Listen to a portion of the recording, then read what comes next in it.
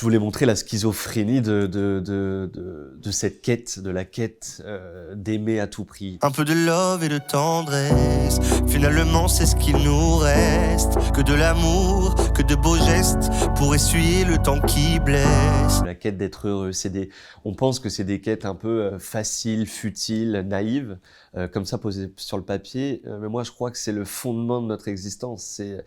On est tous là pour ça, et on peine parce que la vie, parce que les mauvaises rencontres, et donc on se prend des murs, mais on est capable de se relever derrière et de remettre un sourire et de retenter, pour la plupart, de tout rejouer de la même manière, en tentant avec énormément d'espoir de se dire allez, aujourd'hui ça va le faire, ça va marcher la prochaine relation d'amour, je vais tout mettre en place. Donc on y va un peu inlassablement, et c'est ce que je voulais raconter un peu dans cet album. C'est pour ça qu'il y a beaucoup pour moi de grandes montées d'espoir, avec des grands discours un peu comme si on arrivait à quelque chose, à toucher, enfin ce quelque chose dont on recherche infiniment. Et puis derrière, c'est la chute, c'est le précipice, non, la solitude est toujours là, la quête de soi est toujours là, les remises en question sont encore plus grosses. Et donc voilà, c'est que des hauts et des bas, et c'est exactement en termes de sensations ce que je voulais faire ressentir. Ouais. C'est ça le crash-cœur, c'est le cœur un peu léger, l'amour qui est véritable, qui est là, qui peut être généreux, mais qui peut se prendre énormément de coups, et quand bien même on tente de se relever. C'est une quête de tous les jours, et c'est ce que j'ai essayé d'exprimer un peu dans cet album. J'ai qu'un but dans la vie, c'est d'être bien avec moi-même, d'être bien avec moi-même, d'être bien.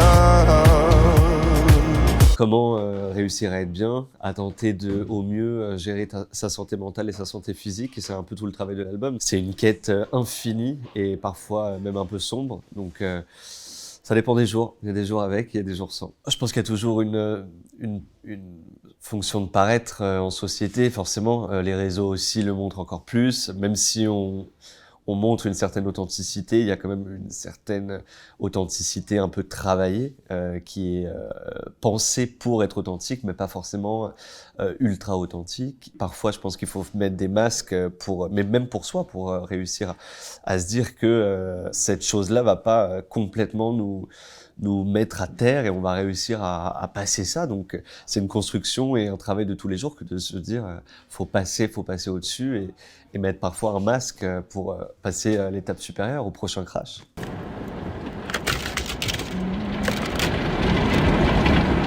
J'ai essayé dans cet album de venir raconter un peu justement tous les degrés, tous les rapports, tous les regards sur ce que peut être une relation d'amour. Dans Papa Sucre, elle est pécuniaire. Dans Mendiant de Love, elle est nécessaire.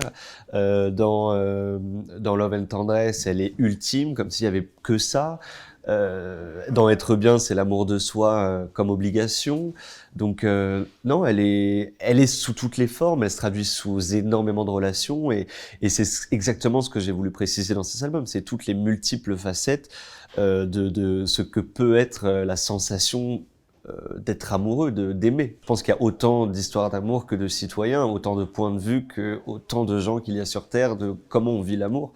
Et c'est ce que j'ai voulu aussi raconter dans cet album, c'est les différentes façons potentielles d'aimer, et de comment moi, vis-à-vis de cet amour, je peux juger ces relations, ces sentiments. Est-ce que c'est plus sexuel? Est-ce que c'est plus désirable? Est-ce que c'est plus, je le disais tout à l'heure, financier? Est-ce que voilà, il y a tout un tas de questionnements sur cette sensation-là. Il y a plusieurs façons d'être représenté, de se raconter. Je suis pas que la personne scénique qui vit de ma musique, qui est sur scène, qui va en studio, qui prépare la tournée. Je suis pas que ça. Je suis aussi quelqu'un qui a des troubles en fonction de la réception des choses, des gens, des énergies d'une pièce. On est tout aussi...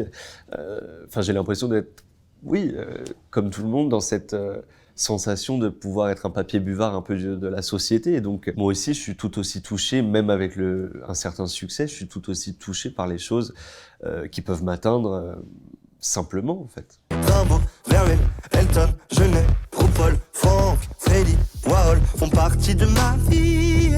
Je pense que cet album a été baigné là-dedans un peu. C'est Il y a eu aussi les années Covid qui ont vachement ralenti aussi le sens de la fête au sens large du terme.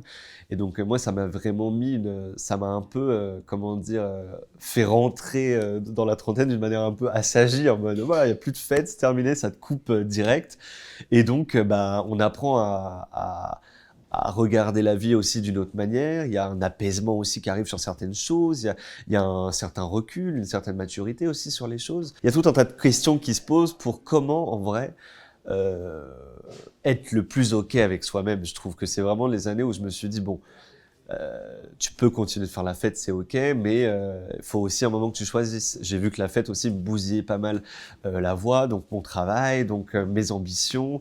Donc il y a des choses un peu où, si tu veux, tu fais un peu le choix où tu dis, bon alors, tu prends ce chemin-là ou tu prends ce chemin-là. Là où il y avait une innocence un peu plus dans les vins, par exemple. C'était le début des années 20, le début de la fin sûrement. J'irai cracher mon cœur